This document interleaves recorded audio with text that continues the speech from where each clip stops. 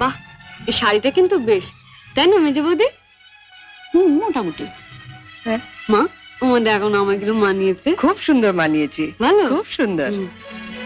আমি এই শাড়িটা নিয়ে যাচ্ছি, রন্টুর বৌভাতে পরে যাব। শোনো, রাত্রিবেলায় ভালো করে আমি এসে সুটকেসটা ঘেটে দেখবো, কিছু যেন শরীর রেখো না। মা, নজর রেখো।